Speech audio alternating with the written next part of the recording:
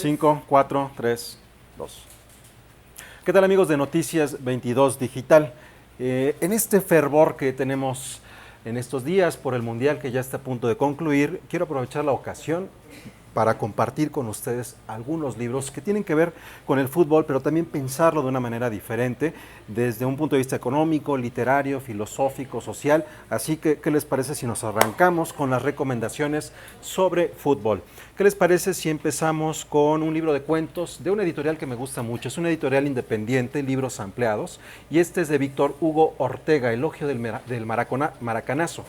Es decir, esa victoria tremenda que tuvo Uruguay en el Mundial de 1950 en Brasil, en ese recién construido estadio del Maracaná. Bueno, este es un libro de cuentos. Él es chileno y tiene diferentes narraciones en torno a situaciones, momentos, instantes que nos vinculan con el fútbol, pero de manera particular tiene que ver con este personaje, Brasil, que ha sido el verdugo de la selección de Chile y que elogia esas victorias, esos empates, esos enfrentamientos entre Uruguay y Brasil en diferentes momentos. Es un libro bonito, es un libro que se editó el año pasado aquí en México en Libros Ampliados, pero es de 2008. Continuando con esta idea, vámonos con otros cuentos. Esto es de Sexto Piso, es un libro editado este año. Breve historia del ya merito. Es muy interesante, vean los nombres que están compilados aquí. Lo mismo está Bev, que Juan Villoro, que Daniela Tarazona, que Raúl Vilchis, que Claudina Domingo. Hay muchos escritores muy interesantes que están reunidos en este libro. Destaco, son situaciones completamente diferentes y a formas de abordar el hecho de una manera diferente. Pero el enfoque que le ha dado Rodrigo Márquez Tiziano, que es periodista, es un encantado del deporte, trabaja en Vice y que es profundamente vigoroso con la idea de las diferentes estructuras de la vida en lo político, en lo social, en lo popular, vinculadas con aquello que consideramos que es el pensamiento. Entonces es lo que él hace es reunir a todos estos escritores que han sido editados en Sexto Piso y pedirles un texto en torno al fútbol. Cada quien lo aborda de una manera diferente, pero el punto de comunión es esa memoria que nos coloca a todos en un cierto punto cuando ocurrió un hecho importante, en este caso los mundiales. Hay una cosa bien emocionante cuando leemos a Fadanelli en este libro sobre qué pasó, cómo vivió él ese mundial de 1970. También tenemos una evocación al jamaicón, esto lo hace Beff a su personal manera, con cómics, como él también sabe hacerlo muy bien, pero uno de los textos que me parecen más emocionantes es el de Juan Villoro por lo personal. Es una evocación a su niñez, al crecimiento y el vínculo que tuvo a través del fútbol con su padre, el filósofo Luis Villoro. Es muy lindo cuento, muy linda narración, ojalá y puedan aproximarse a ese texto. Vamos a cambiar rápidamente, este también es un libro de 2018. Vámonos ahora con este libro. Originalmente fue de 1967 y fue reeditado en 2011. Este libro lo escribió un cronista de deportes en Argentina. Lo que hace es de alguna manera explicar qué es lo que ocurre o cómo desarrollar mejor a un equipo de fútbol. Por así decirlo, vendría a ser como un ABC de la técnica en el fútbol. Incluso tiene algunas formas para entender mejor de qué manera enfrentar a un equipo contrario y sus movimientos, y que resulta verdaderamente emocionante. Si no es necesariamente el ajedrez, pero hay algunas cosas o hay algunas jugadas o cambios que pueden darnos una visión de un ataque como en un tablero de ajedrez, que hacen verdaderamente más gozoso el momento de estar frente a un partido de fútbol. Bueno, ya llevamos estos dos, los libros ampliados. Este está bien interesante. Sergio Rodríguez, El Regate, editado en Anagrama en 2011. Sergio Rodríguez fue por años un cronista deportivo de Brasil, incluso él estuvo en México en 1986 en la Copa del Mundo para hacer la crónica de los equipos de fútbol y los diferentes encuentros. Con el paso del tiempo fue cambiando su trabajo como reportero en los deportes y se convirtió en un periodista cultural. Con el paso de los años también empezó a escribir. Entonces es muy interesante analizar este trabajo que ha hecho Sergio, de cómo pasó de la crónica deportiva al periodismo cultural, a la literatura, y este libro es fabuloso porque si bien está vinculado con el fútbol, está vinculado con la historia del fútbol, pero también con muchos elementos del fútbol brasileño, es verdaderamente gozoso leerlo en términos literarios, cómo hace la crónica de esas memorias del deporte a partir de un par de personajes, un periodista deportivo y su hijo. Entonces, este es otro libro que resulta muy emocionante leerlo, aprovechando este fervor futbolístico. Vámonos en otro registro. De anagrama nos vamos a esta editorial Astiberri, Fútbol, una novela gráfica, en donde nos dice el fútbol es misterio, el fútbol tiene pasión, tiene sexo, negocio, política y arte. Esta es una obra de un autor español, Santiago García, que además de gustarle mucho el fútbol desde niño, le gustan mucho las historietas. Entonces son historias breves a partir de un personaje que van cambiando el sentido. Primero, de qué manera la trampa dentro de lo legal puede ayudar a un equipo a ganar. Más adelante, si todas esas figuras maravillosas con ejecuciones plásticas que hacen en el campo de juego para momentos tan certeros, ¿qué tal si eso no sería obra de los alienígenas? De ahí se va a la industria del cómic y la industria del fútbol, de qué manera también estas van moviéndose y van generando las ganancias, o la sexualidad, o mejor dicho, cómo es la sexualidad o la homosexualidad en el campo del deporte. Es un libro muy interesante, la verdad, yo lo vi dije, vamos a leerlo, y terminé disfrutándolo más de lo que yo pensaba. Vámonos a este que es tal vez uno de los más complejos, de Vladimir Dmitrievich. La vida es un balón redondo. Vladimir es un escritor, obvio, pero él quiso ser futbolista cuando joven, por diferentes circunstancias no lo logró y se dedicó a las letras. Lo que vemos aquí es en un tono de primera persona muy personal. Nos está contando ciertos procesos de esta Europa del Este en los últimos 30 o 40 años y que de alguna manera van vinculados con instantes del deporte, también de esta misma región, pero con la literatura. Hay guiños muy delicados que pueden llevarnos por un lado a la imagen del Quijote o también a la literatura de Céline. Me gustó mucho este libro y sí me provocó vincularme más en lo que me estaba diciendo.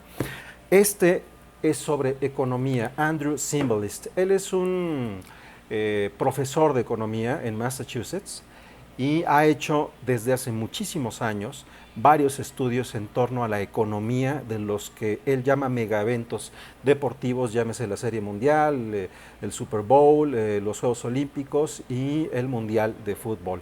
En este caso habla del Mundial de Fútbol y de los Juegos Olímpicos. ¿Sabían ustedes que México 1986 ocupa hasta 2015 el mundial que más personas tuvo en los estadios? Todavía no sabemos cuál es el conteo de Brasil de manera específica, me refiero a que sí se sabe, pero pasan muchos años para hacer una evaluación tanto de personas como de lo económico. En el caso de México 86 fue uno de los que más personas tuvo dentro de los estadios, pero la pregunta es esta: ¿de qué manera una ciudad se tiene que convertir en sede olímpica? Requieren estudios de prospectiva. Eso puede llegar a costar hasta $50 millones para saber si es viable en una ciudad. Y después de eso establecer una candidatura que costará algunos otros millones de dólares. Si la ciudad es designada por FIFA, que ojo, y entre paréntesis, designada porque también hay muchos casos de corrupción y de algunos milloncitos que se dan para que las personas voten por una u otra sede. En el caso de que quede una ciudad, entonces tendría que invertir cerca de $1.500 millones para generar 8 estadios para una capacidad entre 40,000 y 60,000 y uno de 80,000 personas. Esto es una locura económica porque no es rentable. Además, las ciudades tienen que hacerse cargo de toda la infraestructura de las telecomunicaciones y las comunicaciones y de los gastos de operación sobre los cuales va a venir FIFA y empezará a mover todo el negocio. Claro, habrá un excedente, pero en el caso de Sudáfrica, después de una inversión de $1.500 millones, ese excedente fue de $45 millones. Y invita a pensar mucho sobre esta idea del deporte. Y de ahí llego a otro libro que es mi favorito de todos estos que les estoy platicando. Citius Altius Fortius. de pepitas de calabaza. Este es un librazo. Prácticamente nos lleva desde los griegos hasta la actualidad para analizar la idea 1 de juego, 2 de deporte y entre ello la industria. Lo que quiero decir es que si ustedes y yo nos juntamos a patear un balón y jugar, estamos dentro de un juego. Pero eso no significa que es lo mismo que vamos a ver a nivel internacional cuando se ha institucionalizado la idea de deporte, de rendimiento, de equidad. En el juego no necesariamente debemos de tener la misma cualidad los cuerpos, simplemente estamos jugando. En el deporte estamos en los más altos rendimientos, pero es una idea muy diferente. El deporte no necesariamente es juego. Pero además, el mundial no necesariamente es deporte. Aunque tiene elementos de juego y tiene elementos de deporte, estamos frente a industria. Y así es que hay que entenderlo. Hacen una serie de análisis en lo filosófico, en lo sociológico, también en lo económico, y nos van llevando desde los griegos hasta la actualidad para acercarnos a la Guerra Fría y la política en torno al deporte. El subtítulo de este libro es El libro negro del deporte. Muchos datos, muy interesantes todos ellos. Voy con este libro que al principio no me llamaba tanto la atención porque pensaba yo, pues un libro que me hable sobre el Mundial de Brasil de 1950 puede parecerme interesante, pero no sé por qué debería de leerlo. Bueno, estoy completamente satisfecho con lo que me he encontrado en este que es Brasil 50 retratos del Mundial del Maracanazo del periodista catalán Toni Padilla en torno a 1950 en Brasil. Son 40 retratos de diferentes personas que estuvieron de alguna manera vinculadas con ese Mundial de Brasil. Muchas que estuvieron allí, pero también algunas que no estuvieron, pero que participaron o pudieron haber participado. Son historias, microhistorias, historias de personajes como un entrenador inglés que fue un éxito con la selección de Suecia, historias como el mismo Horacio Casarín de la selección mexicana, que fue el único, cuentan que no se iba de farra, ni se iba con las muchachas brasileñas en esos años allá y que estaba un poco molesto, igual que la Tota Carvajal, también incluido aquí con sus compañeros, porque les decían, oigan, no vienen a vacacionar, vienen a un mundial. Estamos hablando en esa época en donde todavía el deporte era amateur. Y hay la historia de algunos jugadores de la selección de Estados Unidos que son muy interesantes. Hay un jamaiquino que le prometieron sus papeles, él vivía en Nueva York a cambio de participar en la selección de fútbol. Bueno, si lo hizo, tuvo mucho éxito, pero no le dieron papeles.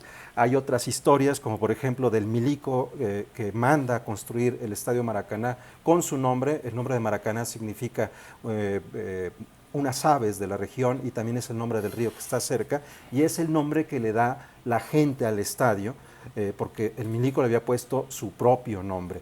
Cuenta toda esta historia de gloria hasta terminar el busto de este tipo en una cloaca. Viene también la historia de quien creó la verde amarela, ese uniforme que Brasil no usa en este mundial y que la mandan a hacer porque después de haber perdido con el uniforme blanco y el uniforme azul, esos se han convertido ya prácticamente en uniformes de mal agüero. Entonces nos lleva de la microhistoria, este es un trabajo periodístico que hace Toni, que también es historiador, una microhistoria periodística, pero a cada personaje lo coloca en un contexto de su historia, del país de donde proviene, de la historia global y de sus vínculos con esa historia en Brasil.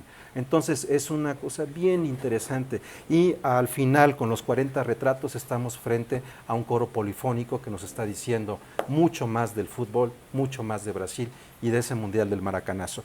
Dejo al final este y traigo este que no es de fútbol porque a partir de este libro, editado por Sexto Piso, es como conozco al autor, que es un inglés, que es filósofo. Cuando veo este libro, empiezo a buscar más materiales de él y en diciembre pasado me enteré que este año iba a presentar este libro. Este libro acaba de ser presentado hace aproximadamente un mes en Madrid, es de Sexto Piso Madrid, y Simon Critchley hace un análisis desde lo filosófico para tratar de entender y de aproximarse a las ideas de fútbol. No nos está hablando necesariamente de mundial, también está hablando de ese fútbol que le toca a él, que es el fútbol británico, y que nos aproxima a la idea de la muerte, a la idea de victoria, a la idea de derrota, desde la filosofía, de una manera lúdica y bastante emocionante. Este también es uno de los libros o de los autores que de este montoncito me ha parecido también verdaderamente emocionante. Y hasta aquí la recomendación de libros y fútbol. Esperamos que esto les guste y encontrarnos en una próxima ocasión. Pongan sus comentarios, sugerencias y haremos algo parecido muy próximamente.